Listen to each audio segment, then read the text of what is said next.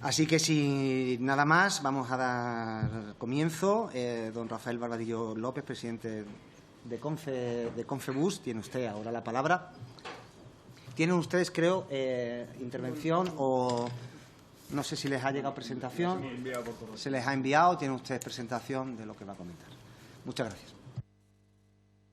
Sí, buenas tardes, señorías. Bueno, en primer lugar, pues agradecer.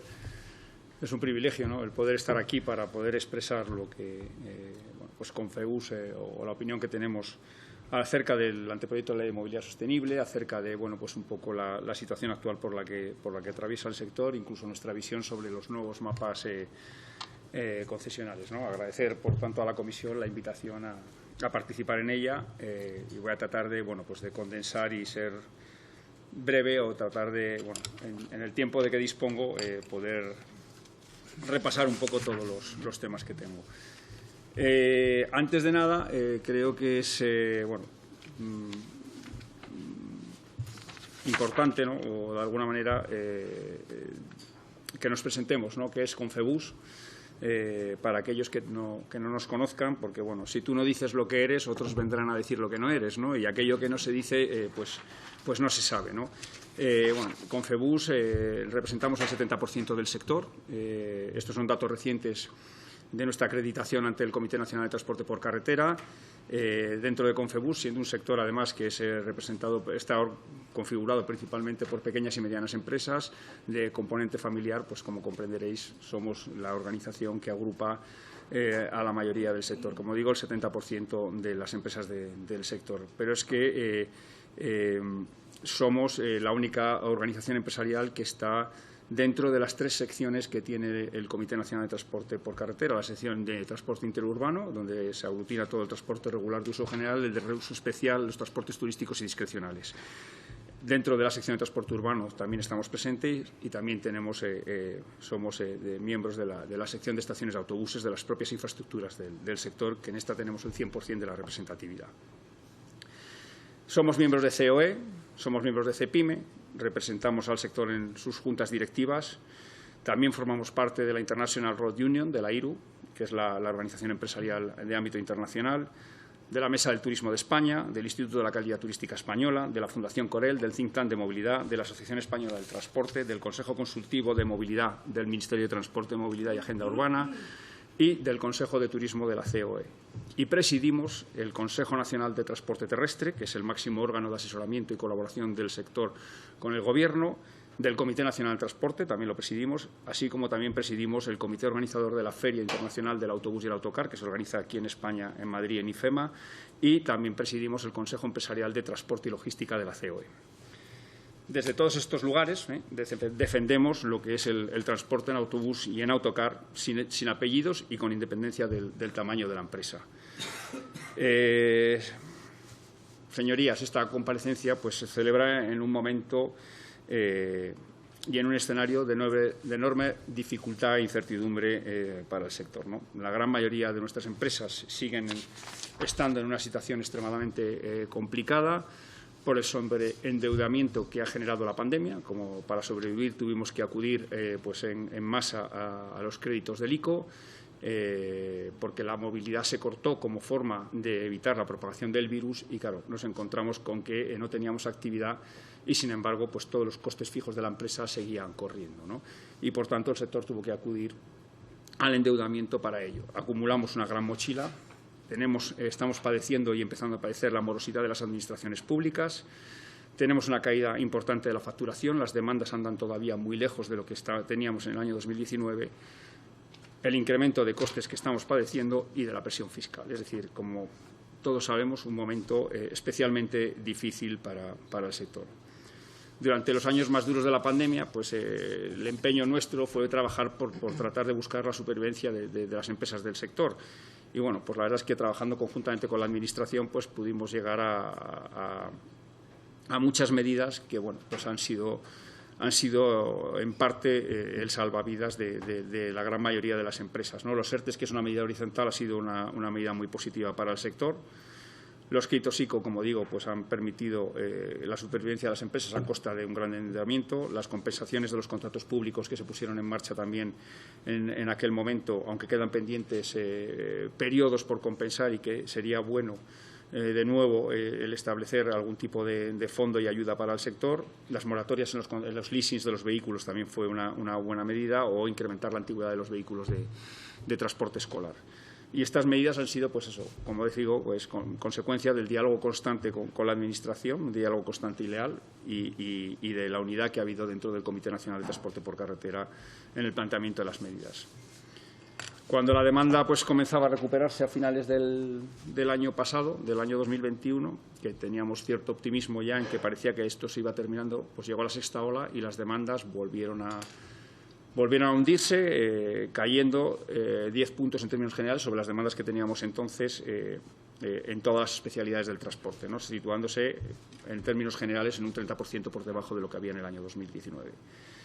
Ahora que pues la demanda ha iniciado una senda de crecimiento, ¿no?, una senda positiva, pues como digo, las cifras todavía están muy lejos de lo que teníamos en el año 2019 y los últimos datos del INE no son datos nuestros.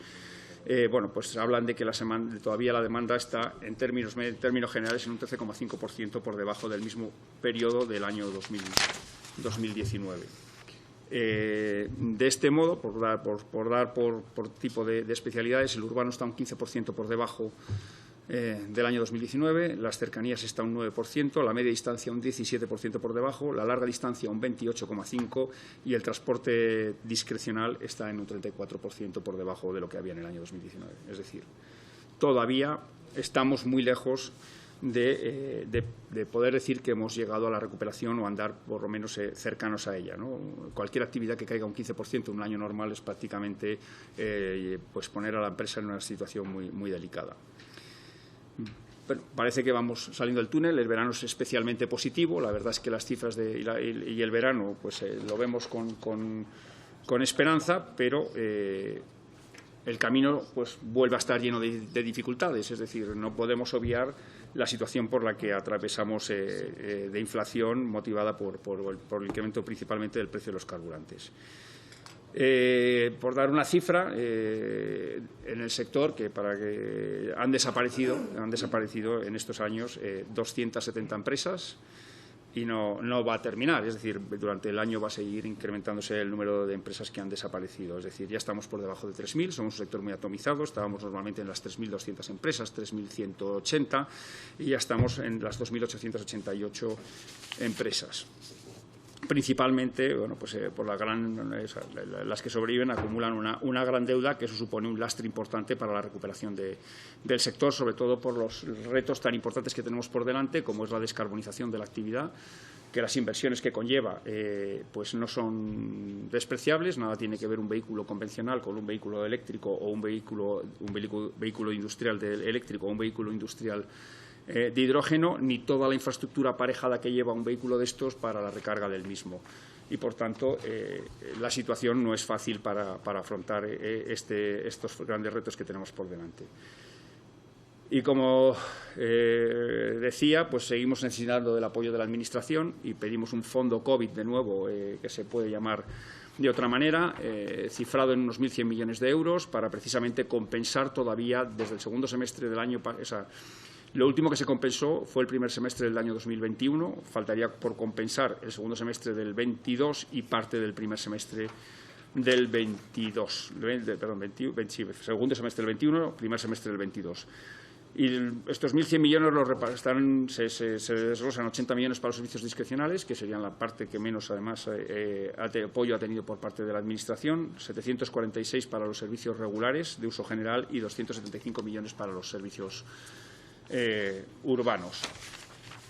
Y ahora aparece, como decía, un nuevo obstáculo, que es el precio del carburante, que es el precio de la energía, que, esto se inicia ya el año pasado, no es un tema de este año, pero que se ha acelerado con la invasión de Ucrania, ¿no? Y tenemos que, pues en el año 2021 el precio del gasoil se incrementó en un 16,1%, el del gas, que es una energía que empieza a ser, que es bastante utilizada ya en el sector, se incrementó un 364% en el año 2021. Estos son datos de MIBGAS, es el precio sobre precios medios. Y en lo que llevamos del año 2022 se ha incrementado un 38,42% el gasoil y un 140% el del gas. Es decir, en estas circunstancias pues pone de manifiesto que seguimos precisando de mucho apoyo por parte de la Administración. Se han puesto en marcha ayudas precisamente en el trimestre anterior, que prácticamente está, este trimestre que está a punto de finalizar, que se van a prolongar de aquí a final de año, el reciente Real Decreto que se aprobó este fin de semana pone en marcha una serie de medidas positivas para el sector, pero entendemos que los 20 céntimos de descuento por litro son insuficientes. Entendemos que debe de incrementarse al doble, por lo menos, 40 céntimos. El mercado ya ha absorbido estos 20 céntimos. El precio del gasoil ya no es el mismo de hace 3 meses y, por tanto, necesita un tratamiento diferenciado para el profesional. Y, además, como decía, el gas también necesita un tratamiento diferenciado. Tiene 20 céntimos por kilo de gas, que es prácticamente una ayuda insuficiente, habida cuenta del 364% del año pasado y un 140% de lo que llevamos de año.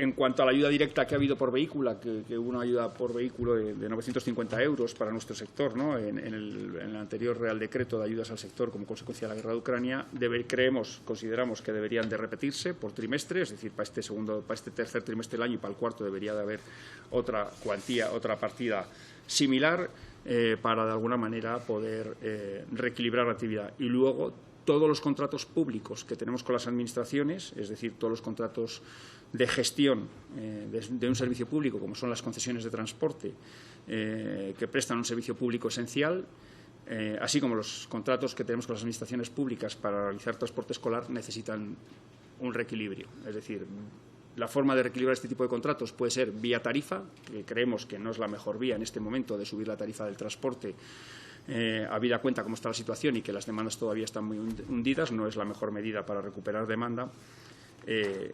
Si esto no se hace, la otra medida es vía compensación económica al contrato. Es que no hay otra y además esto está establecido así en la Ley de Contratos del Sector Público y pedimos urgencia a las administraciones para que pongan en marcha medidas, porque lo que puede ocurrir, y no quiero que suene a amenaza, es una realidad, puede ocurrir que en algún momento algún servicio de transporte no pueda prestarse porque pues no hay dinero para pagar el gasoil o no hay dinero para pagar las nóminas de los conductores, y es lógico que Repsol, que no te fía, o Repsol o cualquier operador petrolífero no fía a crédito el combustible, pues deje de servirlo, o si un conductor no cobra no se presenta al puesto de trabajo. Esto podría llegar a pasar habida cuenta de la situación en la que se encuentran muchos de contratos del sector, o que el transporte escolar no se inicie el curso que viene.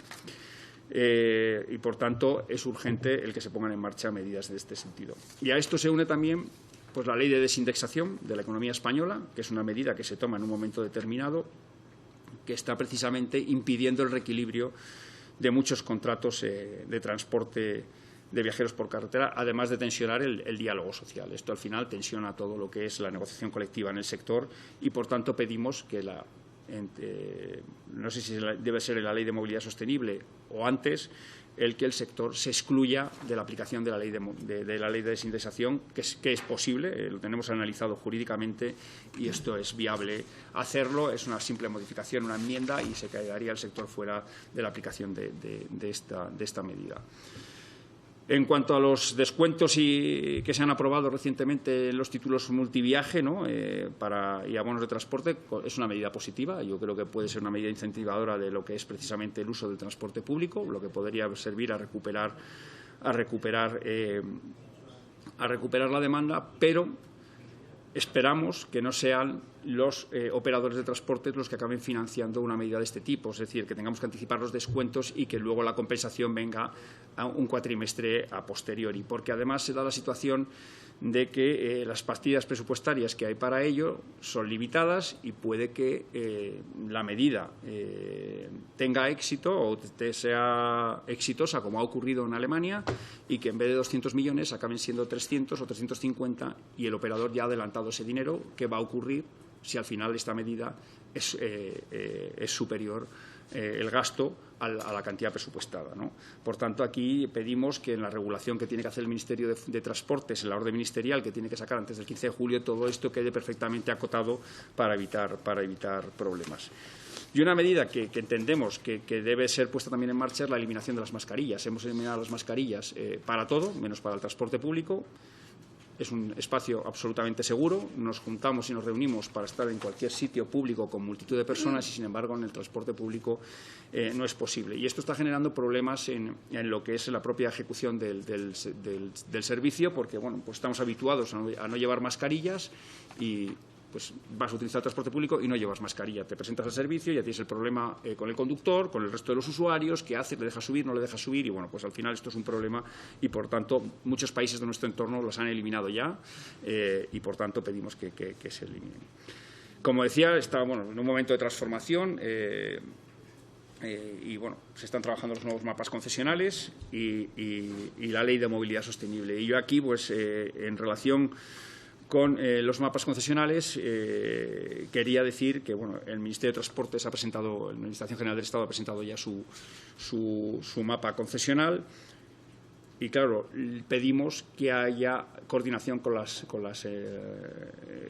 comunidades autónomas, precisamente para que todos estos tráficos que se van a traspasar a las comunidades autónomas sea de común acuerdo y coordinado con las comunidades autónomas, porque al final el usuario no entiende de si la concesión de transporte es de la Administración General del Estado o es de la comunidad autónoma. El usuario lo que quiere es percibir la red como una única red y quiero ir de A a B, sé que tengo que hacer un transbordo en tal sitio, que cuánto me cuesta todo el trayecto y el tiempo que voy a emplear en el viaje. Y a mí me da igual si la concesión es de uno o de otro y lo que quiero es que poder viajar por todo el territorio nacional. Por eso, para nosotros es fundamental la coordinación con las comunidades autónomas y con el sector también, porque luego la puesta en práctica del mapa concesional pues va a ser llevada a cabo por los operadores de transporte.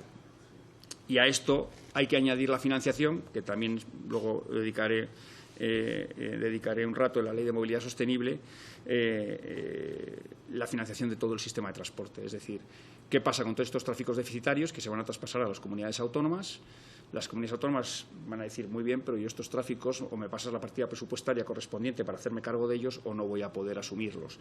Entonces, entendemos que la financiación debe ser un aspecto tenido en cuenta. La ley debe tener una parte económica precisamente para dotar de presupuesto todo lo que es el sistema de movilidad, no solo las concesiones de transporte en autobús o todo lo que son las obligaciones de servicio público, no solo de autobús, sino también del ferrocarril. No sabemos muy bien cómo se han hecho los mapas concesionales. Hemos tenido, la verdad es que, poco conocimiento. No sabemos los datos si son del año 2019. Si son datos de 2019, las demandas han cambiado en estos 2 años radicalmente. Por tanto, el mapa debería, a lo mejor, tener una revisión. ¿Cómo son los impactos del AVE? Si se han tenido en cuenta, ¿no? Todo el tema de la nueva alta velocidad que se ha puesto en marcha, low cost, con 3 operadores, está también impactando en toda la red de transporte en autobús y, por tanto, el nuevo mapa concesional precisa también de una revisión en este sentido. Ahora, dicho esto, quiero decir que el sistema concesional es un modelo que funciona, que es un ejemplo de éxito, de colaboración público-privada en la prestación de un servicio público de primera necesidad y estratégico para la cohesión social, ¿no? La filosofía del sistema concesional español, bueno, pues se asienta en que los tráficos. Vale. Bueno, pues se basa en que los tráficos rentables no son los que compensan los no rentables, de forma que bueno, pues el global de la concesión es rentable para el operador. Si cogemos los tráficos de transporte regular aisladamente, los consideramos de forma aislada y cogemos solamente ratios de rentabilidad de aquellos que son aceptables, los extraemos de la concesión, dejando los tráficos no rentables abandonados, lo que haríamos es que toda la red se vendría abajo. Bueno, no voy a dedicar mucho porque me queda poco tiempo. Tenemos que tener en cuenta la singularidad española.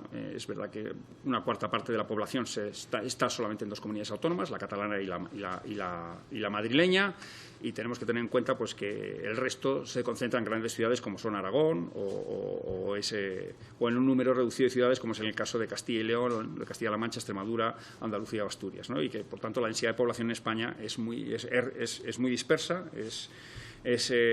y, por tanto, el sistema concesional lo que permite es la cohesión y garantizar el sistema de transporte de forma universal en todo el territorio, ¿no?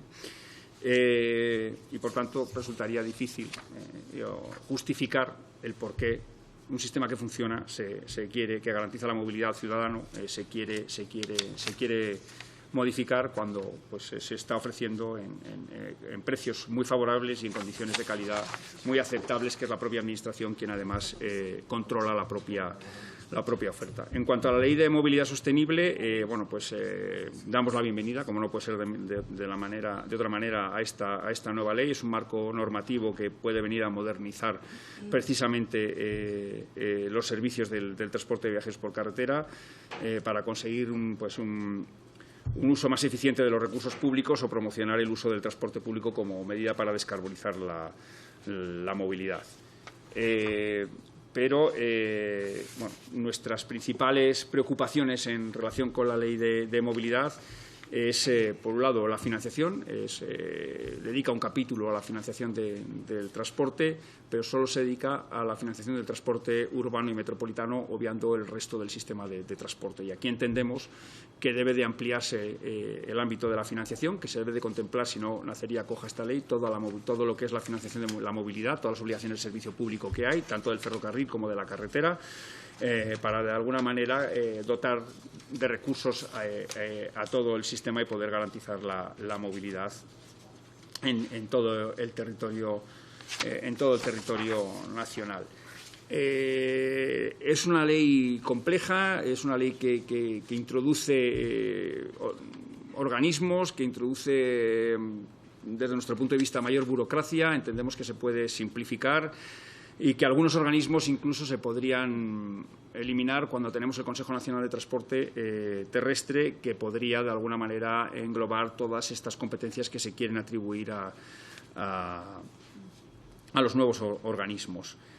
En cuanto a la tarificación por uso de las infraestructuras, que también se menciona en la Ley de Movilidad Sostenible, es un tema que nos preocupa desde el punto de vista de lo que es operación de transporte público, porque de llevarse a cabo pues supondría un incremento de costes, podría desincentivar el uso del transporte público, por lo que entendemos que de implantarse esta medida, pues el transporte de viajeros por carretera, pues debería para el sector debería tener un efecto neutral, ¿no? No debería tener impacto en nuestra actividad, porque bueno, pues el uso del transporte en autobús contribuye a la descongestión de las infraestructuras, une la España rural, reduce las emisiones y fomenta el turismo sostenible, solo por citar algunas de nuestras contribuciones, ¿no? Yo, prácticamente por ir terminando, pues creo que al autobús hay que protegerlo por cohesión social, por eficiencia y por sostenibilidad.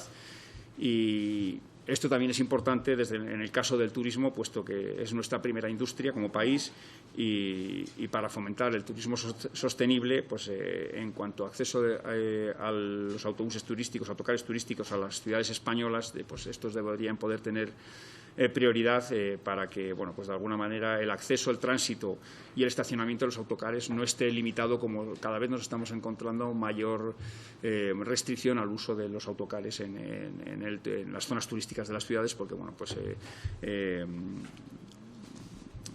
no se consideran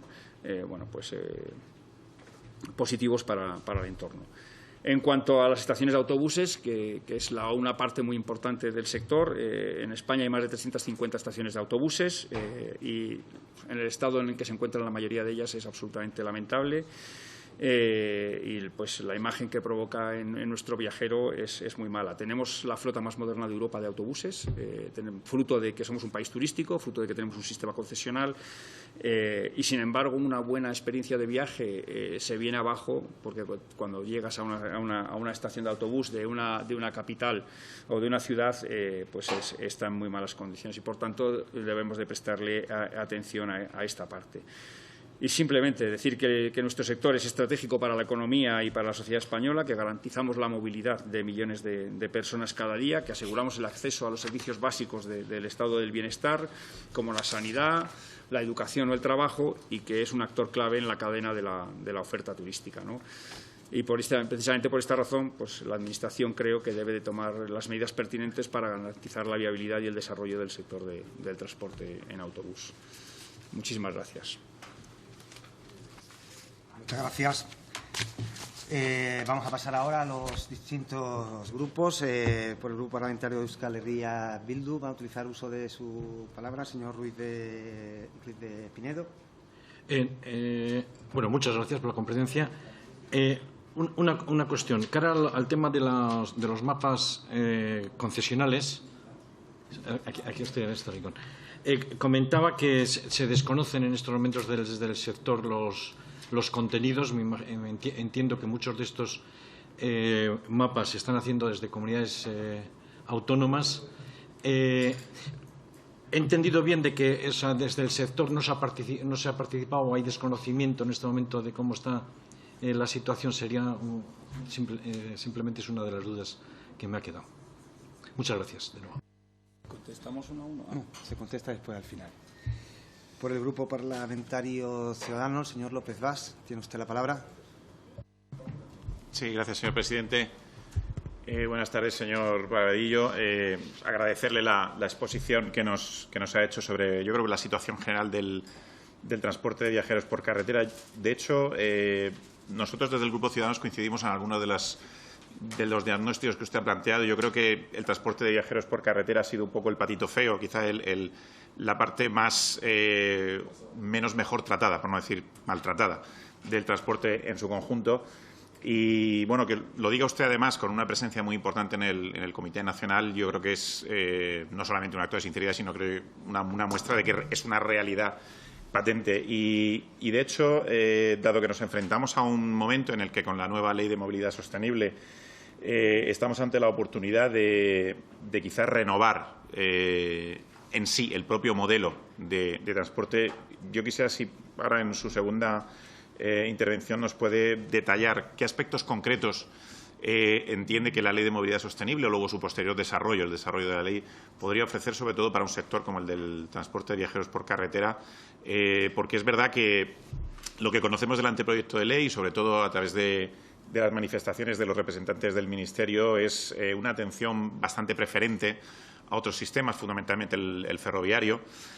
Nosotros somos de la opinión de que el modelo básicamente de autobuses, pues permite precisamente complementar esa importancia que se le pueda dar a un sector que evidentemente solo puede circular por la vía férrea y, sin embargo, pues no es tan, de alguna manera, tan integrador o con esa transversalidad que sí que puede ofrecer el autobús. Y si entiende que a través de su presencia en el comité y las conversaciones que tenga el Ministerio se puede plantear una mayor intervención o una mayor presencia del sector del autobús como complementario del sector ferroviario, sobre todo porque además venimos contemplando que se le está dando esa importancia al sector ferroviario, pero luego en la práctica tampoco contemplamos que realmente sea un modelo que le vaya a dar ni una exclusividad ni la importancia que tiene. Entiendo también que, por lo que ha dicho, que está por estudiar, si es que no se ha hecho todavía, el impacto de esa preferencia que la Administración está mostrando por esos medios de transporte, en concreto por el ferroviario y sobre todo por alta velocidad. Y ahí nosotros consideramos que el autobús sí que permite, por ejemplo, llegar a todos esos sitios donde la alta velocidad precisamente está dejando áreas, además con mucha protesta social en ese sentido, por la desaparición de otras líneas ferroviarias de cercanía o de media distancia, y si considera que precisamente es un punto de una potencia importante de su sector para luchar básicamente contra el problema de la despoblación, pero para permitir la movilidad de la población que está en esas zonas. Y le pediría también una reflexión sobre si cree que el cambio de modelo efectivamente se puede realizar ahora con la Ley de Movilidad Sostenible. Sé que hay muchos condicionantes de carácter económico y los ha comentado, no solamente por la pandemia, sino también por la crisis económica generada, incluso por la inflación, la subida de los carburantes. Pero si cree que es el momento oportuno para que se analice de verdad el cambio en el modelo de sostenibilidad y, sobre todo, en ese modelo concesional con sus transferencias a las comunidades autónomas y el estudio efectivo, sobre todo de carácter económico, pero más que económico, el socioeconómico, es decir, cómo se va a prestar ese servicio a los ciudadanos, si cree que es el momento adecuado para abordar lo que yo creo que es un modelo antiguo, quizá de alguna manera obsoleto en su en su actual desarrollo y si es un buen momento con la Ley de Movilidad Sostenible, entiende, para precisamente abordar en profundidad ese cambio. Muchas gracias. Muchas gracias. Por el Grupo Parlamentario Plural, el señor don Ferran Bel Asensi, tiene usted la palabra. Muchas gracias, presidente. En primer lugar, agradecer al señor Barbadillo su comparecencia en representación de Confebus, y desde el Partido Demócrata valoramos mucho la intervención. La verdad es que la actualidad siempre se impone, y aunque la comparecencia es en relación a la Ley de Sostenibilidad, al proyecto de ley de movilidad sostenible, usted nos ha hecho una introducción absolutamente necesaria e imprescindible respecto a cuál es la situación del sector, y también nos ha ido planteando algunas demandas más allá del proyecto de ley que nosotros, ya le avanzo, que vamos a recoger. Ha dicho alguna cuestión que yo creo que también le voy a pedir aclaración. Por ejemplo, que les continúa preocupando mucho la morosidad de la administración pública.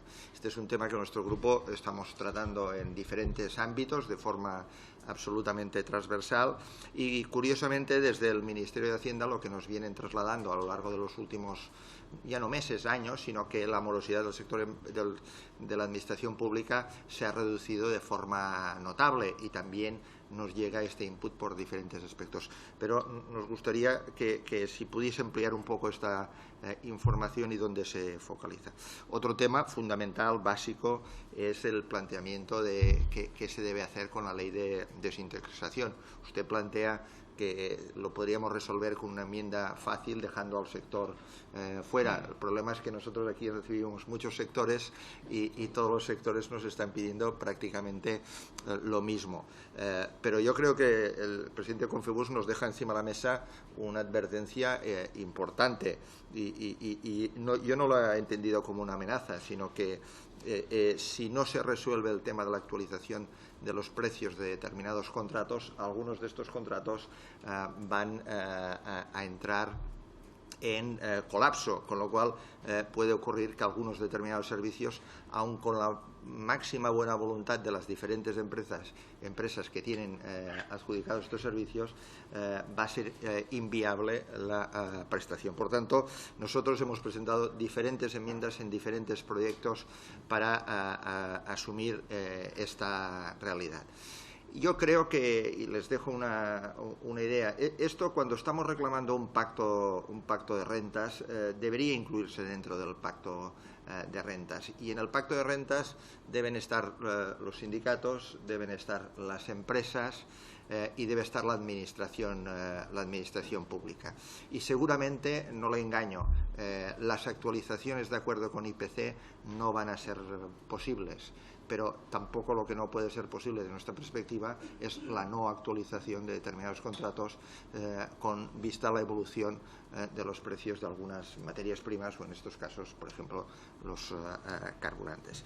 También recepcionamos la petición del fondo COVID, de las ayudas que se debían repetir, pero en todo caso me gustaría también dedicar algo de tiempo a dos de los temas importantes: el mapa concesional y la ley de movilidad, el proyecto de ley de movilidad sostenible. Respecto a los mapas concesionales, usted en su intervención lo ha explicado, y lo tenemos que la filosofía sobre la que se asienta este sistema, peculiar esencialmente en España, es el combinar en un mismo contrato tráficos que son rentables con tráficos que no son rentables, con lo cual se posibilita llegar a determinados pueblos, ciudades, territorios del país que si no sería posible. Y nos ha dicho que le preocupa que se estén desglosando algunas de estas concesiones, se traspasen a las comunidades autónomas. Se entiende que las más deficitarias, sin la financiación adecuada, dado que la situación de la financiación de las comunidades autónomas ya es deficitaria en su mismo sentido, va a ser muy difícil mantener este tipo de concesiones. En todo caso, sabe que desde determinados sectores también se alega que, igual como se ha liberalizado en su momento el transporte por avión, o se ha liberalizado recientemente el transporte por ferrocarril, esto ha tenido un impacto directo en los precios, disminuyendo los precios. Quisiera que también nos explicara si esto sería un efecto que se podría producir o solo se podría producir a corto plazo y después esto revertiera de alguna otra forma.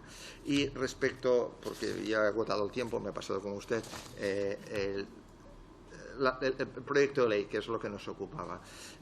También nos ha dejado algunos titulares importantes. Tema de financiación, somos conscientes. No incrementar la burocracia. Aquí me gustaría que nos pudiese ampliar un poco más cuál es su posición. Y como ya estoy fuera de tiempo y el presidente me mira pues de aquella forma que suele mirar el presidente, siempre de forma muy amable, simplemente, más allá de que podamos también pues ya mantener unas relaciones con Confebus para poder trabar algunas enmiendas adicionales, nos gustaría que nos ampliase más aquellos aspectos que usted cree que son necesarios mejorar el anteproyecto. Y ya abusando, señor presidente, sí que ha dicho otra cuestión que me he saltado, que es el alto endeudamiento de las empresas a raíz de los últimos acontecimientos. Nos preocupa mucho esto porque, evidentemente, con la Ley de Movilidad Sostenible y algunas otras exigencias de legislación que estamos tramitando, las inversiones que deberán hacer las compañías van a ser muy importantes. Y queremos saber cómo serían compatibles estas nuevas inversiones con esta situación de alto endeudamiento. Muchísimas gracias, señor presidente, por su amabilidad. Permítame, señor Bell, no se ha pasado usted el tiempo más que los 30 segundos últimos. O sea, que usted, ahora esa interpretación de las miradas que yo tengo, no sé, tendré que tener cuidado y siempre que le mire estar pensando y no en otra cosa distinta por lo que pueda pasar. 30 segundos se va a pasar el tiempo, que ustedes saben que cuando alguien se pasa el tiempo normalmente suelo tener algún gesto obvio, ¿vale?, de que se pasa el tiempo sin interrumpir, ¿vale?, siempre y cuando no haya un exceso sobre esa advertencia. Pasamos al Grupo Parlamentario Republicano. Señora Inés Granollers, tiene usted la palabra. Sí. Gracias, presidente. Muchas gracias, señor Barbadillo, por sus explicaciones. Lamentamos, como en todos los sectores, estos tiempos tan malos que les ha tocado vivir. Yo, en mi caso, que soy de una zona rural, sí que aprecio muchísimo el transporte por autocar. Muchas veces y en muchísimas zonas solamente tenemos este transporte como transporte público y como transporte colectivo para poder trasladarnos de un sitio a otro. Le voy a hacer una serie de preguntas por si me las puede contestar, y si no puede ser hoy y algún día pues me puede mandar un correo, pues también estaría bien.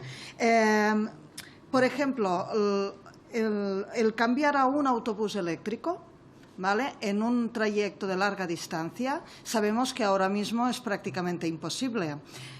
¿Piensan pedir al Gobierno o piensan pedir que alguna manera para poder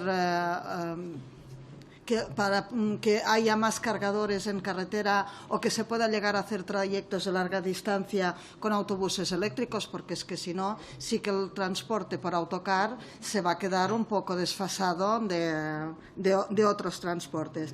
Después le voy a hacer una pregunta quizás más de seguridad vial, ¿no?, porque como también estoy en la Comisión de Seguridad Vial es una cosa que me importa.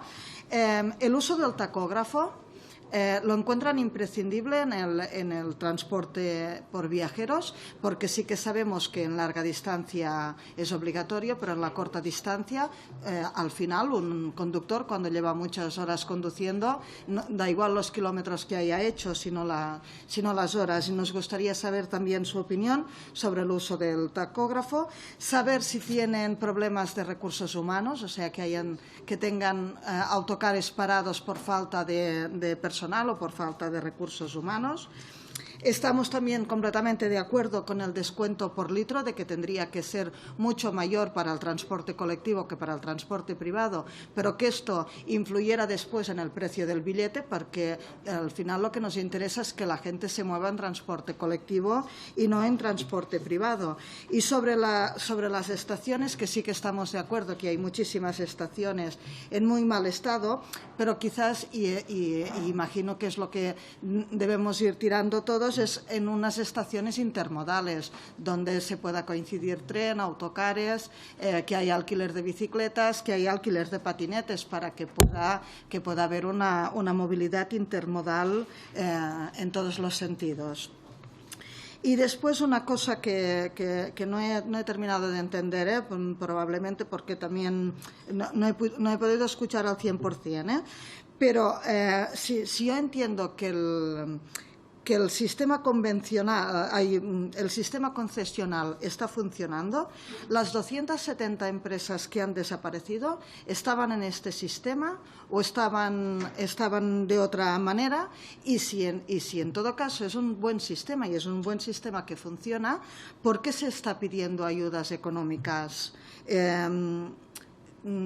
Más que nada es esto, ¿no? Si una cosa funciona, en principio no tendría por qué haber pérdidas, y si nos pasamos a un modelo que sea más liberal, pues como nos encontramos con los países vecinos de Europa, al final acaba repercutiendo, tal como ya han comentado algunos de nuestros compañeros, acaba repercutiendo en el precio del billete. Por tanto, la gente viaja mucho más y quizás se pueda recuperar inversiones por aquí. Y ya está, ya termino. Era más que nada pues todas estas preguntas y muchas gracias. Muchas gracias. Por el Grupo Confederal de Unidas Podemos, en Común Podem, Galicia en Común, doña Laura López, tiene usted la palabra. Gracias, presidente. Gracias por asistir y bienvenido a esta comisión, señor Barbadillo. Tengo distintas preguntas por hacerle. Voy a intentar ser lo más breve, pero también lo más clara posible para facilitarle a usted el proceso de respuesta. Las dos primeras preguntas van a ser generales también pues, para usted y para los demás comparecientes. Saben ustedes mejor que nosotros que la presencia de mujeres en el sector, si bien como conductoras profesionales sí que hay un breve repunte, un breve incremento respecto a tiempos del pasado, pero no es así en puestos directivos. Quería saber cómo desde Confebus se persigue la igualdad de género para que las mujeres estemos representadas en todos los ámbitos y en todas las jerarquías, tanto de la empresa como de la propia asociación. La segunda pregunta, que también pues, va a ser compartida para el resto de comparecientes, es si tienen algún plan ustedes como Confebus para, utilizando los fondos que vienen de los fondos Next Generation, para la descarbonización, porque si bien es verdad que el uso del autobús por sí solo ayuda a la descarbonización de la economía, también sabemos que, como usted ha indicado, la mayoría de autobuses pues, siguen utilizando petróleo y, por tanto, en términos de sostenibilidad, pues no puntuarían en la excelencia. Ahora voy, si me permite, a las preguntas más concretas sobre lo que usted ha tenido la pertinencia de contarnos hoy aquí en comisión. Según he podido observar en su página web, entre los valores de Confebus se encuentran la generación de riqueza y empleo para el sector. Le agradezco que tengan esta visión y quería preguntarle, sobre todo por lo que refiere a la generación de riqueza y empleo, lo que refiere a la calidad del empleo, cuál es la opinión de Confebus sobre adelantar la edad de jubilación de los conductores profesionales, que, como sabe, sobre todo en los últimos años, viene suponiendo un riesgo pues, para la salud de muchos conductores y pocas conductoras, y también pues, para la misma seguridad vial de los usuarios y las usuarias del valuoso servicio que ustedes prestan. Entre otros de sus valores se encuentra la defensa de la economía de mercado, y aquí sí que me gustaría, si usted fuera tan amable, de aclararme cómo la defensa de la economía de mercado que ustedes tienen pues, como uno de sus valores destacados se hace compatible con todas las peticiones de ayudas estatales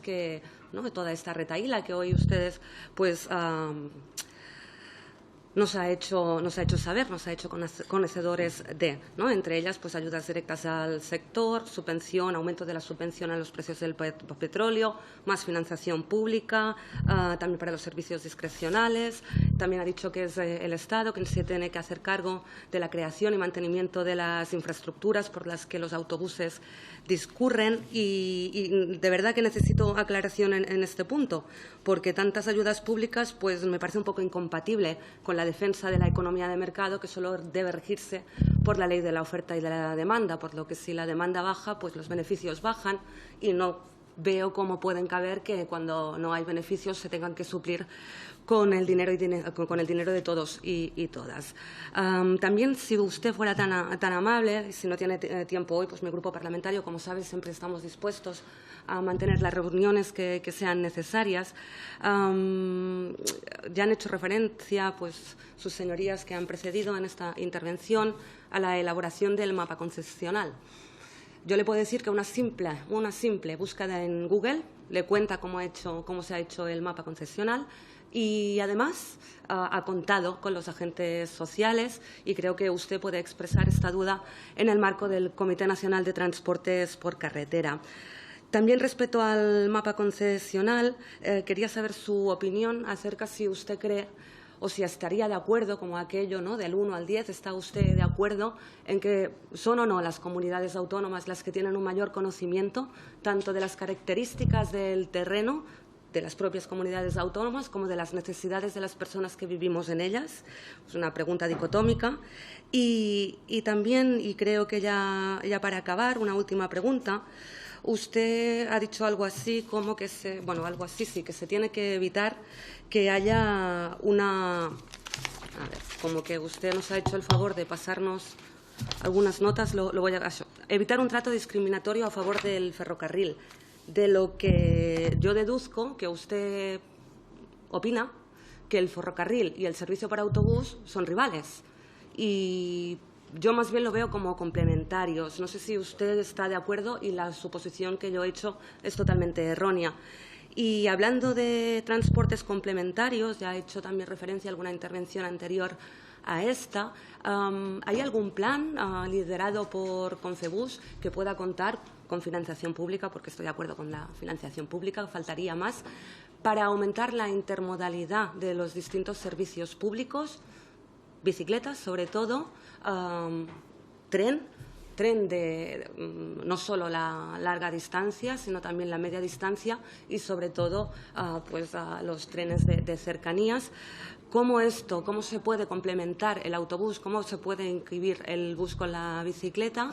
Y por último, ¿cómo desde Confebus se aseguran que las personas que tienen movilidad reducida pueden estar cómodas en su acceso y estancia en los autobuses? Muchas gracias.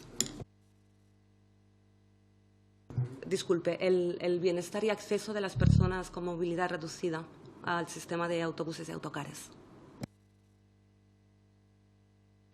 Gracias. Por el Grupo Parlamentario Vox, doña Patricia de las Heras, tiene usted la palabra. Muchas gracias, señor presidente, y muchas gracias, señor Barbadillo, por su comparecencia. Felicitarle por su exposición y mostrarle mi total acuerdo en la desaparición de las mascarillas en el transporte público, una medida que no responde a ninguna necesidad real. En su intervención ha hablado de la importancia de su sector en la cadena de valor de turismo, y es así porque es una pieza esencial en el transporte de viajeros. Por ello, que le damos las gracias también desde mi grupo parlamentario por participar en el foro sobre turismo que se organizó en esta misma casa. En cuanto a la Ley de Movilidad Sostenible, se establece una línea de financiación o asignación de recursos para el sostenimiento de la movilidad, pero lo cierto es que esas subvenciones se limitan, como usted muy bien decía, a transportes urbanos de viajeros. Subvenciones que, por cierto, solo se destinarán a los municipios que tengan al menos 50.000 habitantes o 20.000 si concurren simultáneamente más de 26.000 unidades urbanas o capitales de provincia o capitales de comunidad. Hecho que pone de manifiesto una total falta de interés, una vez más, por la conexión territorial, abandonando más si cabe la mal llamada España vaciada. Como ya se ha hecho en diversas ocasiones con la supresión y suspensión de líneas. Como bien decía en su exposición, el transporte, y estamos totalmente de acuerdo, el transporte público es primordial en los retos demográficos, que durante la pandemia precisamente fueron ustedes los más perjudicados y todavía no se han podido recuperar. ¿Qué opina al respecto de este sistema de financiación establecido en el anteproyecto de Ley de Movilidad Sostenible? También me gustaría conocer su opinión, como representante en el sector, al respecto de que este anteproyecto establezca como prioritaria en su escala jerarquizada, porque establece una jerarquía de medios de movilidad, la movilidad a pie o en bicicleta, como decía la compañera de Podemos, porque como están también en el Gobierno, pues ellos se nota cuáles son sus intereses. Y que la planificación de las urbes se efectuará atendiendo a esta jerarquía. ¿Cómo cree que afectará esto a su sector? También, como muy bien nos ha comentado, se crean distintos y nuevos organismos, nuevos conceptos, se remite a mayoría de supuestos a un desarrollo reglamentario posterior, se deja la norma en un espacio de inseguridad jurídica al albur de posteriores redacciones normativas. Yo quería saber si le parece que la norma, tal y como está redactada a su criterio, dota el ámbito de la movilidad de seguridad jurídica. En relación al mapa concesional, usted nos ha comentado que actualmente funciona, y por qué cree que el Gobierno quiere rediseñarlo ahora. En cuanto a las obligaciones de servicio público, el texto prioriza tener en cuenta las emisiones antes de declarar las obligaciones de servicio público, y yo quería saber si cree que este debe ser un principio que deba ser tenido en cuenta para determinar las obligaciones de servicio público, en lugar de las necesidades, realmente tener en cuenta las emisiones. Y la norma introduce nuevas obligaciones e infracciones como planes de transporte sostenible al trabajo. ¿Esto puede afectar a su sector? Ha mencionado que no es lo mismo el coste de un vehículo convencional que un vehículo eléctrico, por ejemplo, y en ese sentido el Gobierno apoya que en el año 2035 se prohíba la venta de vehículos de combustión. ¿Qué opina al respecto y cómo afecta al sector? ¿Considera que nuestro país está preparado para este cambio acelerado? Perdone un poco la salta de temas, pero realmente son muchas cuestiones a efectuarlo en muy poco margen de tiempo, y por eso son temas muy saltados. También se introduce el tan anunciado pago por uso, aunque deberá ser presentado por el Gobierno en un estudio. Lo cierto es que la obligación ya se establece de facto, porque no da opción la disposición en la que se establece al Gobierno de no presentar dicho estudio. Es decir, se establece un mecanismo de financiación y se deberá presentar un estudio. Justo cuando la gasolina supera máximos históricos y se supone que alcanzará los 3 euros litros este verano, la prioridad del Gobierno es seguir expoliando a los transportistas con nuevos impuestos. Los datos que nos ha ofrecido aquí son alarmantes y escalofriantes. La desaparición de 270 empresas, sobreviviendo 2.888, que hablamos de una desaparición de casi un 10% del sector. Y cuando hablamos de cifras, realmente no son cifras. Nos estamos refiriendo a familias, a empresas que pasan, pequeñas empresas que pasan de generación en generación, y tenemos que tener en cuenta que cuando hablamos de números no son números en seco, son familias, y es la alimentación y la comida y el plato que día a día llevan estas personas a sus hogares. Y lo peor, cuando hablamos de supervivencia, hablamos de una supervivencia endeudada. Sabremos el gran esfuerzo que hacen cada día y lamentamos que muchos se hayan quedado en el camino. También ha hecho mención a los títulos multiviaje y que espera que no sean los operadores los que acaben financiando las ayudas, pero ya ha visto lo que ha pasado con la situación de las gasolineras y los 20 céntimos. No dude cuál será el fatal desenlace, y es normal que tenga esa preocupación porque es el modus operandi de este Gobierno.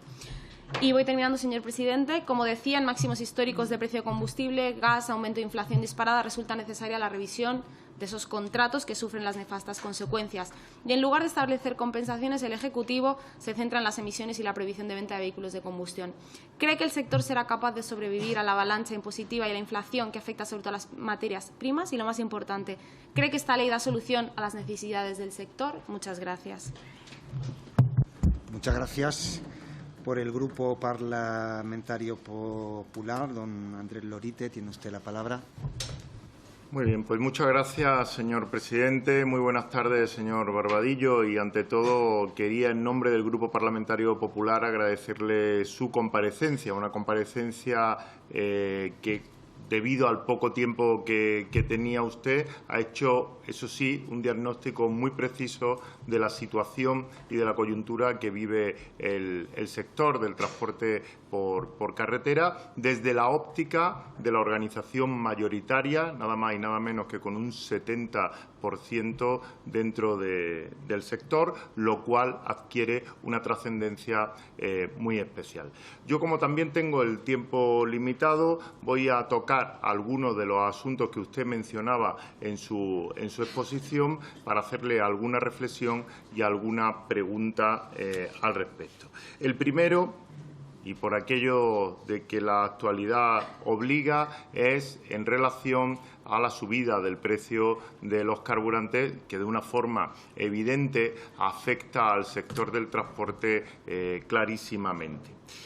Y efectivamente coincidimos con usted cuando plantea que esa ayuda es insuficiente y sobre todo es insuficiente para el sector profesional, y por eso sabemos y somos conscientes de que ustedes piden no ya solamente la prórroga, sino la ampliación a 40 céntimos de subvención por litro para el carburante profesional. Por cierto, le tengo que decir que hace unos meses el propio Ministerio de Hacienda ya deslizaba que existía la posibilidad de eliminar aquella bonificación para el combustible profesional, con lo cual no sé cómo van a recibir eso desde el Gobierno. Pero quería plantearle una pregunta y es si usted no considera que sería más efectivo, por la conclusión a la que hemos llegado a través de esta subvención, si no sería más efectivo adoptar medidas de índole fiscal.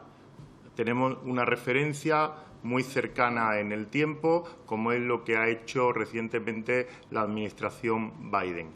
No sé si una medida como la que ha adoptado en relación al impuesto de hidrocarburos la Administración norteamericana sería mucho más efectiva. No sé lo que opina con respecto a esto, pero lo que está claro es que desde el punto de vista fiscal no se ha hecho nada con respecto a los impuestos que gravan el combustible en nuestro país, en España. Bien.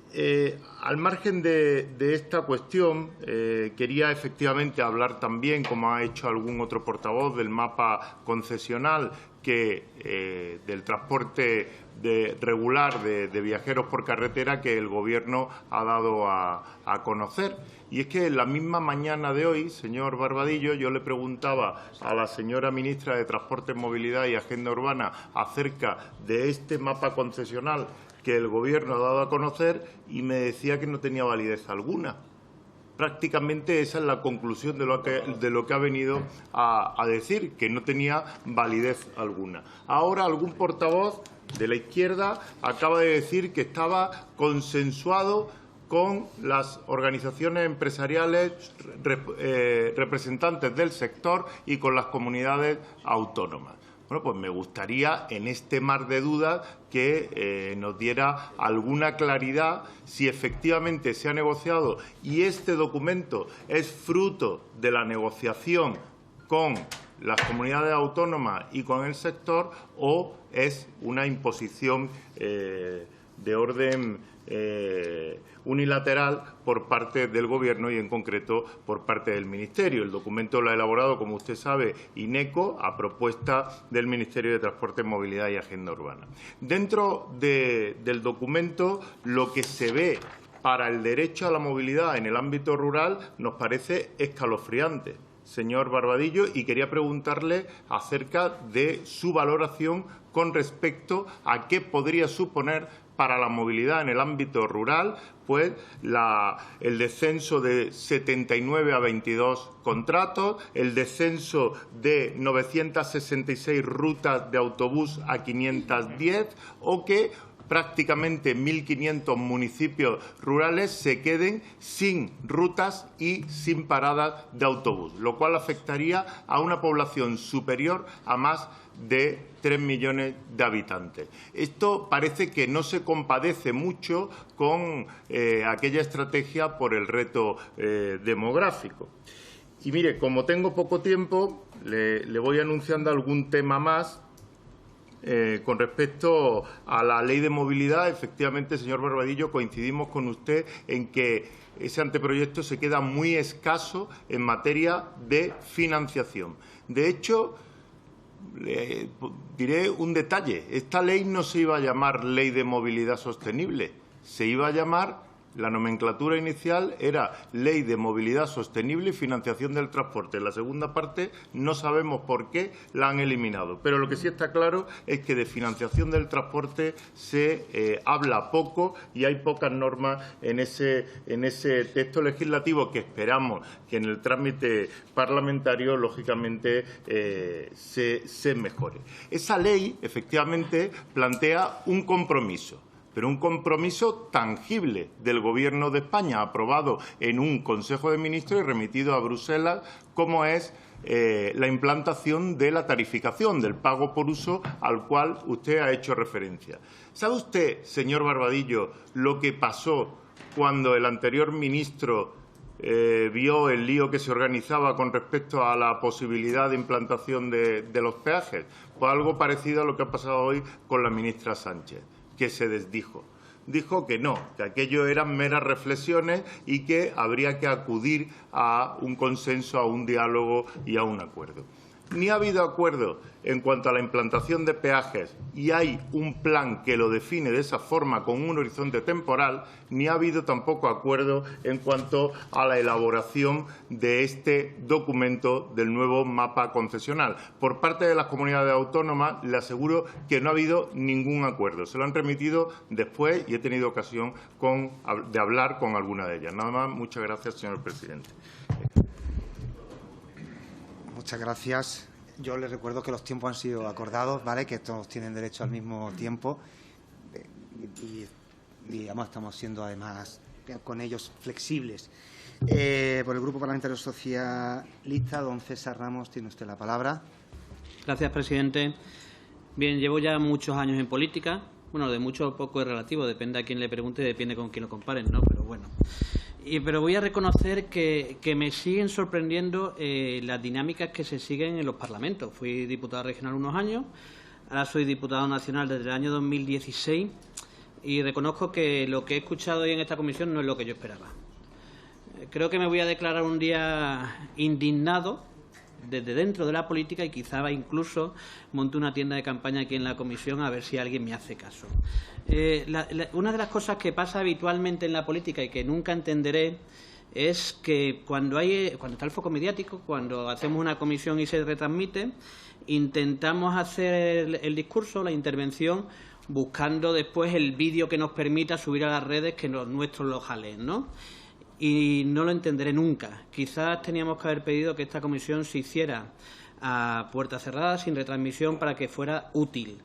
Cuando planteamos estas comparecencias, por lo menos desde este grupo parlamentario, lo hacíamos intentando analizar con el sector del transporte de viajeros por carretera, que nos parece muy importante, cuáles son los retos que tiene el sector de futuro y cómo lo podemos afrontar a partir de la nueva ley de movilidad que se va a hacer. Muchas de las intervenciones que he escuchado aquí han sido intervenciones de oposición al Gobierno, que creo que además los grupos de la oposición tienen derecho a ello, pero creo que no es el marco para hacerlo, porque creo que estamos perdiendo una oportunidad de oro para que entre todos los grupos parlamentarios intentemos analizar cuáles son los retos, cuáles son las herramientas y cómo podemos dar esa respuesta. Y reconozco que sigo sorprendiéndome después de muchos años, porque me parece una situación bastante surrealista y porque además creo que perdemos oportunidades. Eso normalmente me lleva a pensar dos cosas. Cuando se hace eso, primero, uno quiere buscar el foco mediático o no tiene nada mejor que hacer, ¿vale? Bueno, después de mi intervención de indignado, diputado indignado, que acampará dentro de esta comisión, y como por lo menos ya ha intervenido Ferran Bel antes, porque si no hubiera dicho que cómo meto el dedo en el ojo a los partidos políticos de aquí, si después le voy a pedir que me apoyen, ¿no? Pero bueno, no lo he podido evitar. Voy a ir al tema que creo que es lo importante. Creo que la movilidad ha cambiado radicalmente en los últimos años, ha cambiado radicalmente. Ha cambiado la movilidad, han cambiado las costumbres de los usuarios, han cambiado las herramientas. España, como sabemos, tiene además muchas más infraestructuras ferroviarias que tenía en otras épocas y lo que echo de menos es que sigamos haciendo el mismo planteamiento para la ley de movilidad con el sector de viajeros de transporte por carretera, que el que teníamos hasta ahora. Y yo creo que nos tenemos que hacer unas preguntas que, además, yo voy a pedir que nos hagamos cuando por lo menos tramitemos la ley y debatamos la ley. ¿El sistema actual concesional es válido para la realidad actual o hay que cambiarlo? Hay algunas organizaciones que además hoy intervendrán aquí que lo que piden es la liberalización del sector, la liberalización total. Es más, muchos vemos por las carreteras de nuestro país cómo han sido ocupadas en algunos casos por empresas que hacen transporte internacional porque la ley europea lo permite. Y en España todavía no lo permite, pero hay gente que va a defender que se liberalice el sector de transporte de viajeros por carretera. Y a mí me gustaría que pudiéramos hacer una reflexión en eso. Si hay que liberalizarlo, si no hay que liberalizarlo, o si hay que cambiar el sistema como lo tenemos ahora. Y creo que es el gran reto que tenemos por delante en la ley de movilidad, hacer ese debate.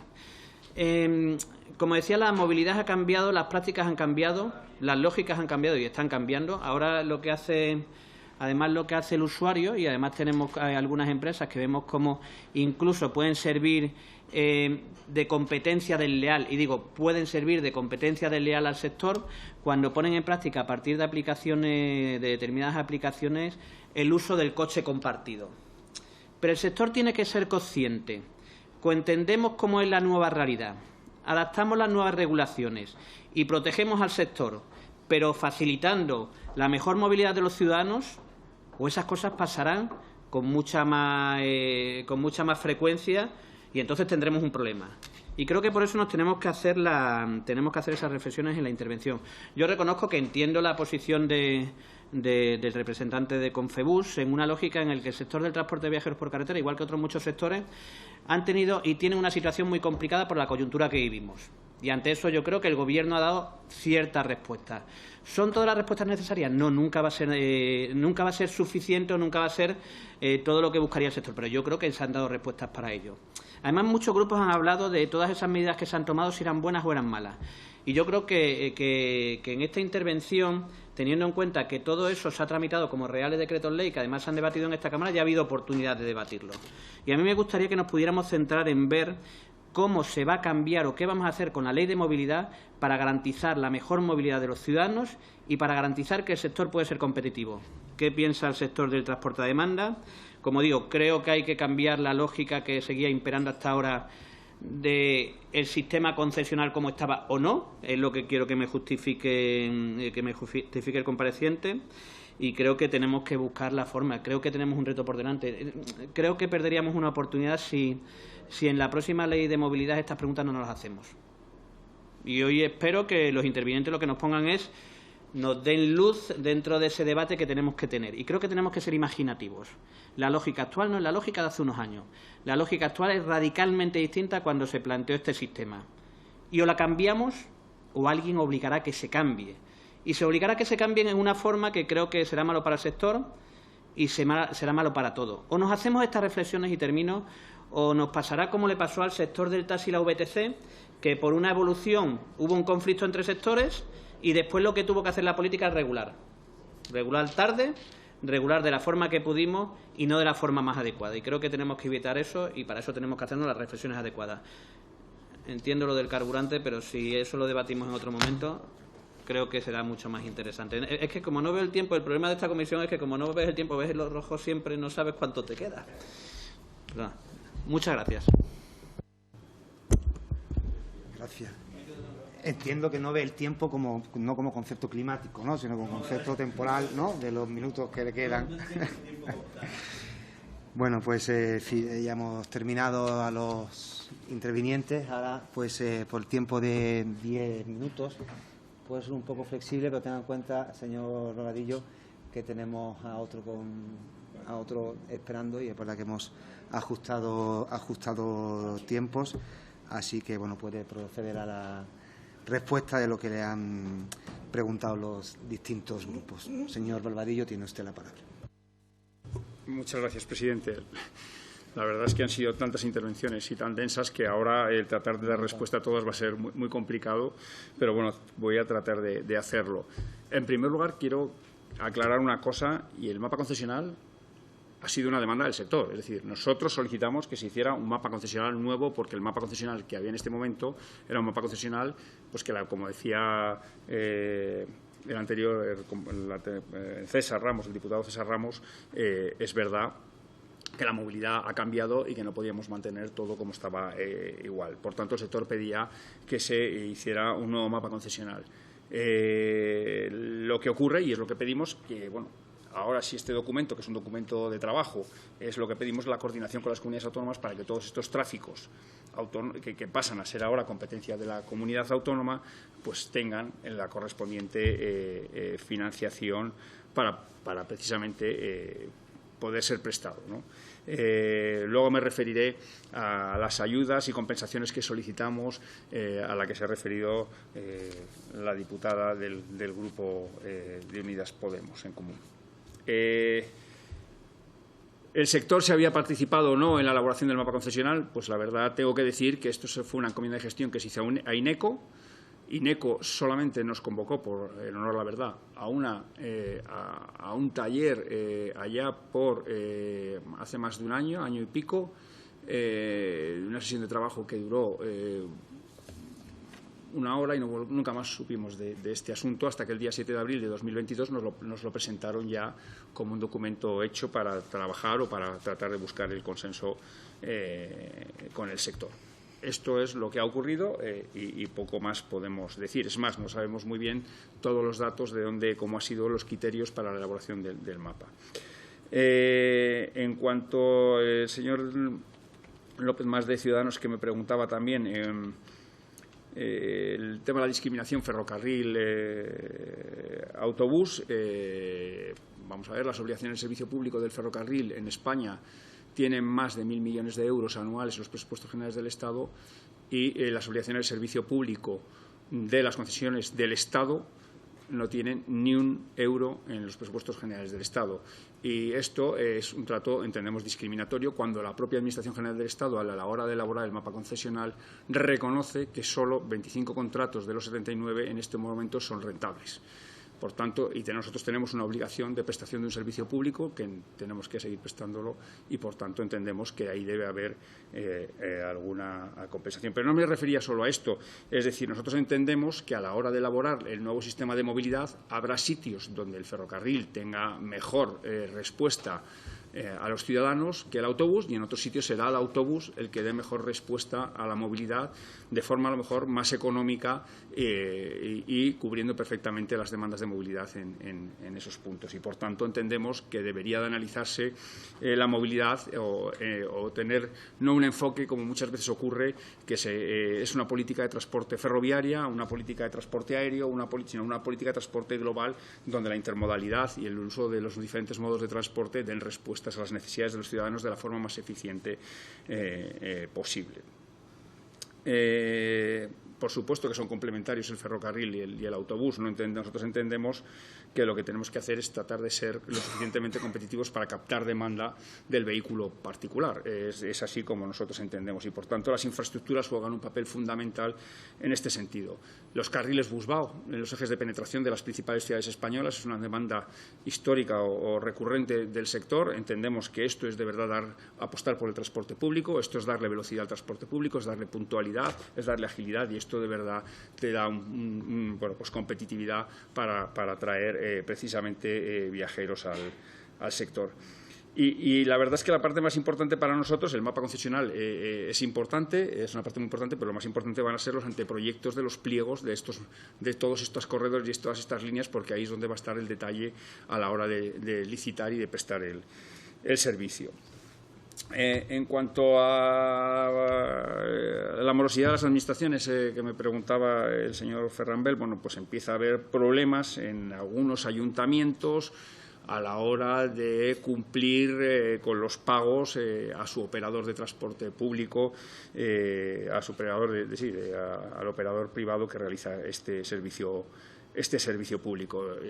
Pagos que se estaban viniendo, que se cumplían religiosamente, pues vemos cómo se están dilatando. Casos concretos, si los quieres, se los podemos facilitar.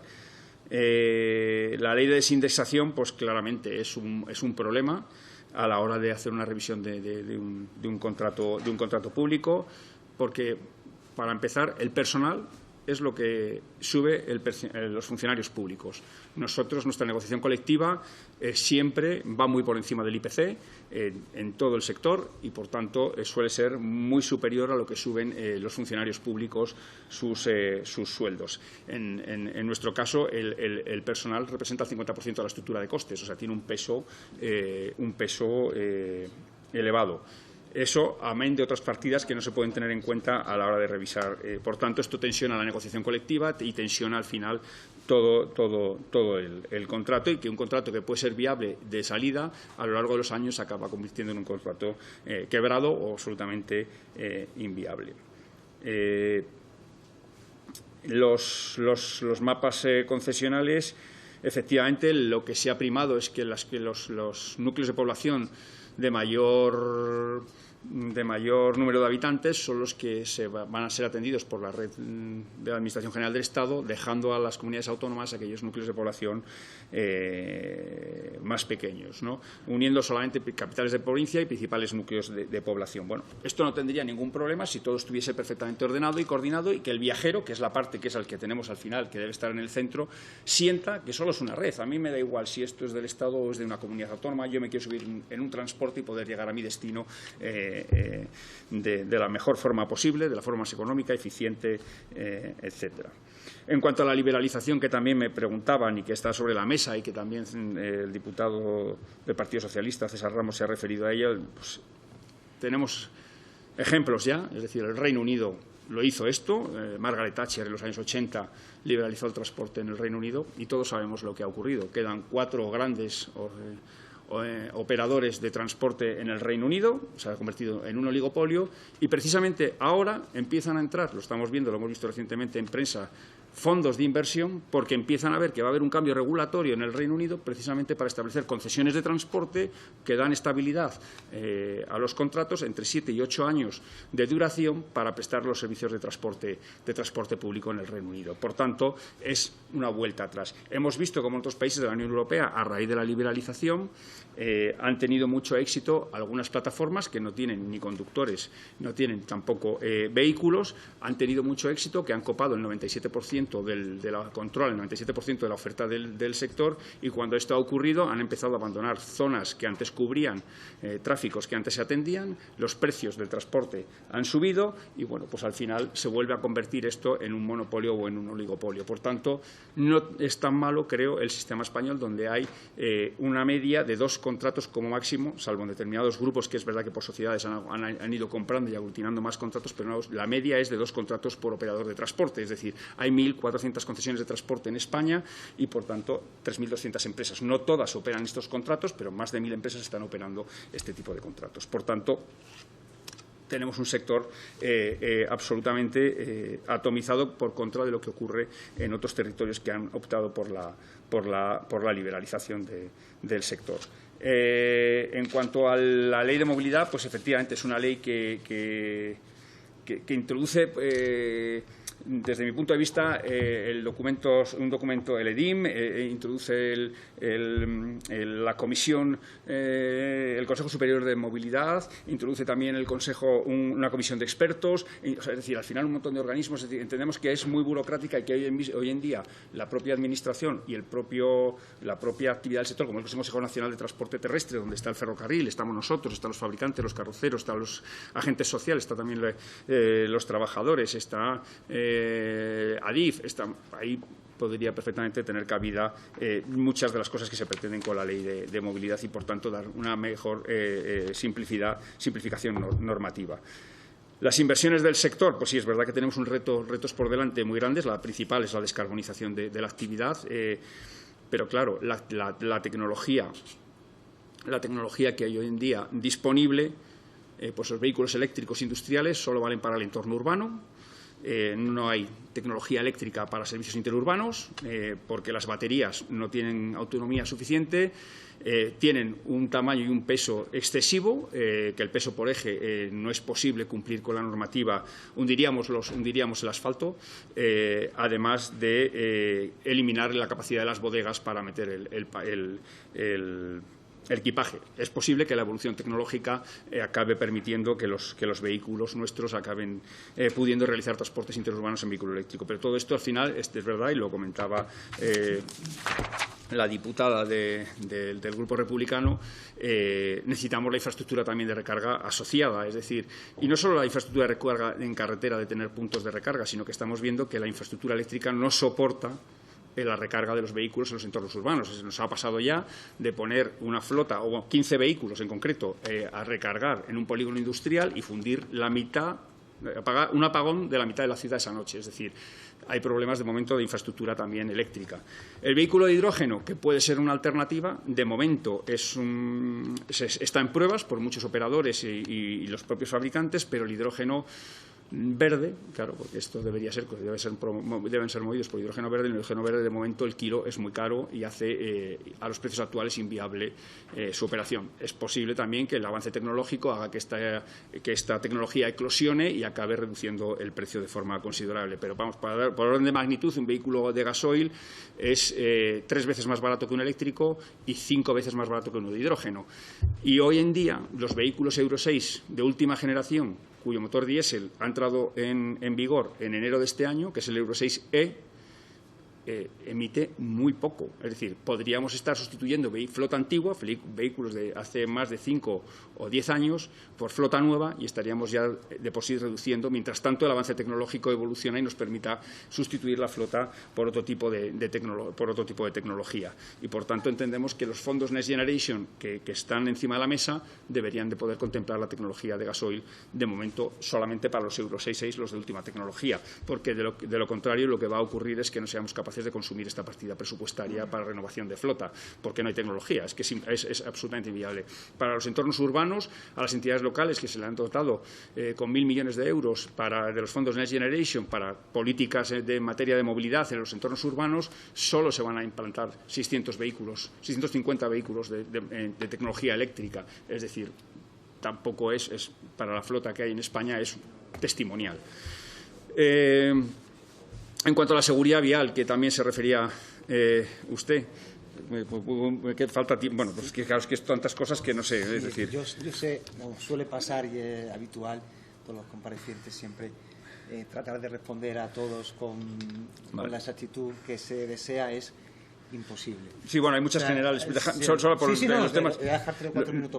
Los temas de seguridad vial, pues efectivamente para nosotros es el principal activo del sector. Para nosotros la seguridad vial es vital. Decir que el sector es muy seguro. Es verdad que cualquier siniestro o víctima del sector es un asunto que es muy difícil no sé calificarlo o valorarlo, pero vamos a decir que en nuestro sector en el año 2020 no hubo ninguna víctima mortal y en el año 2021 hubo una víctima mortal cuando compartimos la infraestructura con el resto de vehículos, ¿no?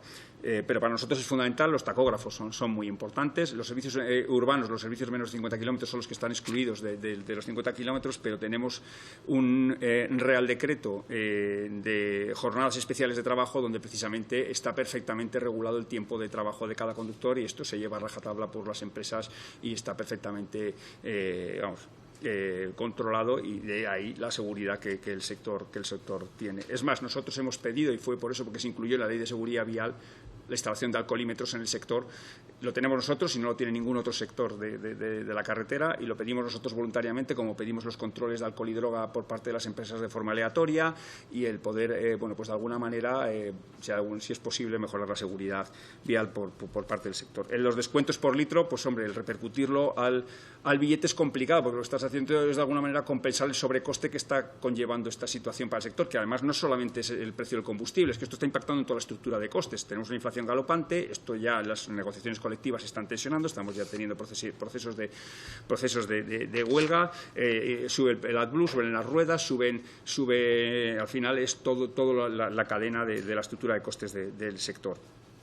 Las estaciones intermodales, vaya por delante que estamos absolutamente de acuerdo. Como decimos, somos complementarios el ferrocarril y nosotros, y todo lo que sea despenalizar el transbordo del viajero para nosotros es fenomenal. Si nos pueden poner en todas las estaciones de ferrocarril estaciones de autobús, sería fantástico, o viceversa, o incluso en los aeropuertos. Para nosotros es un tema fundamental. En cuanto a la presencia de mujeres en el sector, pues es verdad que somos un sector y si comparamos con otros países de Europa, España precisamente es de los que mejor está en cuanto a presencia de mujeres en el sector del transporte de viajeros por carretera. La cifra, si le digo la verdad, ahora mismo de memoria no se la recuerdo, pero si quiere le puedo pasar un informe que tenemos al respecto. Y en puestos directivos van llegando. Es verdad que lo que había sido un sector tradicionalmente, por la actividad que desarrollábamos, los vehículos incluso antes precisaban de que pues para la conducción incluso cierta fuerza en los brazos, había que saber incluso veníamos, es un sector que se ha nutrido del servicio militar. El servicio militar daba muchos conductores al sector. Durante el servicio militar la gente sacaba el carnet de conducir y tenía una salida profesional o en mercancías o conduciendo autobuses. Esto ha desaparecido y poco a poco se han ido incorporando las mujeres al sector y cada vez va a ser mayor. En cuanto a los fondos Next Generation, la descarbonización, ya me he referido a ello.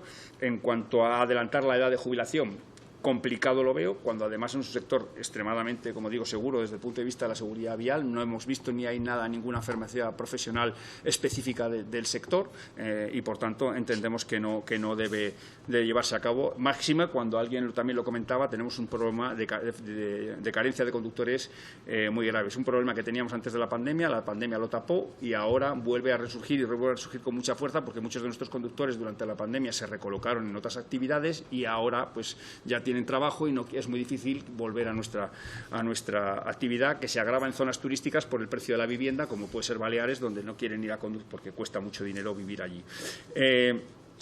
En cuanto las ayudas que pedíamos, etcétera, un sector, vamos a ver, yo solamente quiero poner encima de la mesa que la prestación privada del transporte público es un 30% aproximadamente más económica realizada por un privado que por un público en igualdad de calidad para el ciudadano. Esto es por término medio. Y lo que ha ocurrido en los últimos años, porque se ha utilizado para hacer política el transporte público, donde antes teníamos un índice de cobertura tarifaria, donde el ciudadano pagaba el 60% del billete y el 40% lo ponía la Administración, por no querer subir los precios de los billetes del transporte público, ha ocurrido lo contrario. Esta relación se ha invertido y ahora el 60% lo pone la Administración y el 40% lo pone el viajero. Y yo simplemente lo quiero dejar encima de la mesa porque es un tema para nosotros que está aquí y ahora pues se ve agravado quién va a subir los precios en esta coyuntura. 2 minutos más.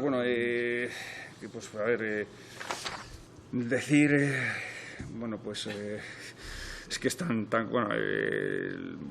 los planes de movilidad sostenible al trabajo pues afectan de forma positiva al sector, porque pues qué mejor forma que poner planes de transporte regular de uso especial para contribuir a la movilidad de los trabajadores a una empresa, como ya hacen muchas grandes empresas que tienen concentración de personas.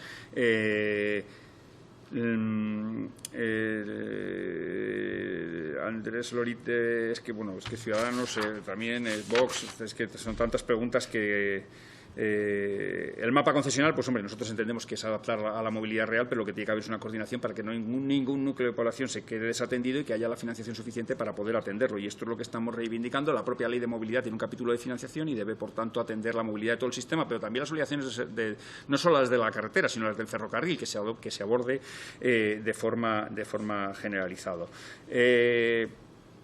Es un tema que nos preocupa, se pasa de 79 a 22 contratos, es decir, va a haber muchas empresas que no van a poder participar, pero que no van a ser adjudicatarias del contrato simplemente por reparto del número de contratos actuales. Y esto va a provocar que pues, muchas empresas se queden fuera. Vamos a ver cómo se puede buscar solución para que las pequeñas y medianas empresas también puedan sobrevivir en esta coyuntura. En cuanto... es verdad que hemos crecido en infraestructura ferroviaria, como decía César Ramos, pero es más infraestructura ferroviaria de alta velocidad que no de servicios regionales o servicios de otro ámbito, que precisamente es donde ahí está la complementariedad del transporte en autobús con el del ferrocarril. El sistema concesional hay que cambiarlo, ya me he referido a ello con respecto a la liberalización, lo que ha ocurrido en otros países, y luego tenemos que tener en cuenta que no todos los países además son iguales desde el punto de vista vista de densidad de población, que eso lo he comentado en mi intervención, ni en infraestructuras. El desarrollo ferroviario que tiene Alemania no es el mismo que tenemos nosotros, o Francia, o el centro de Europa. La orografía que tiene España para nada se parece a la del centro de Europa, y, por tanto, tiene que haber un enfoque que no podemos, muchas veces la política de transporte de la Unión Europea, que consagra y permite el sistema concesional español, vaya dicho sea de paso, pues tiene que hacer que haya un enfoque geográficamente diferenciado, así como el enfoque debe ser global desde el punto de vista de la movilidad que se contemple en todos los modos de transporte. Y las medidas que se han puesto durante la pandemia por parte de la Administración han sido positivas, como no. Es cierto, como decía César, que pues, son insuficientes y que bueno, pues, quedan todavía periodos o que seguimos padeciendo y solicitamos mayor apoyo para poder garantizar la movilidad, y que el transporte a la demanda, que también se refería a él, es una buena solución para aquellas zonas bajamente de débil tráfico, débil tráfico baja, o de densidad de población también baja. Hoy la tecnología lo permite, y dentro de las concesiones se está poniendo en marcha en muchos sitios ya los sistemas de transporte a la demanda.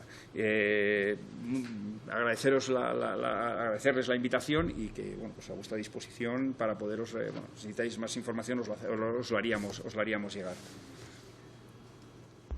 Muchísimas gracias. Además, digo también, a las preguntas que considere que no las ha podido responder correctamente o en la amplitud que usted deseará, las puede responder por escrito también a los distintos grupos, y ahí sí puede haber toda la extensión que usted desee, porque cierto es que ha habido muchísimas cuestiones, pero bueno, el tiempo es que lo tenemos que reducir o limitar de alguna manera. Yo sé que son muchas lo que todos los grupos quieren saber, pero bueno, tenemos que ponerle a esto límites de alguna manera. Así que agradeciéndole su presencia hoy, todas las explicaciones que nos ha deseado, pues a su casa para una próxima ocasión. Muchísimas gracias. Y pasamos de forma inmediata al siguiente compareciente. Sí. Yo solamente agradecer de nuevo la invitación a participar, y les hemos dejado también un documento que es un poco una visión estratégica de lo que es el sector de cara al futuro. Lo hemos elaborado con apoyo con KPMG, y que, bueno, pues es el resumen ejecutivo. El documento entero se puede descargar aquí, y que, bueno, pues a vuestra disposición también para aclarar cualquier cosa. Muchísimas gracias. Muchas gracias.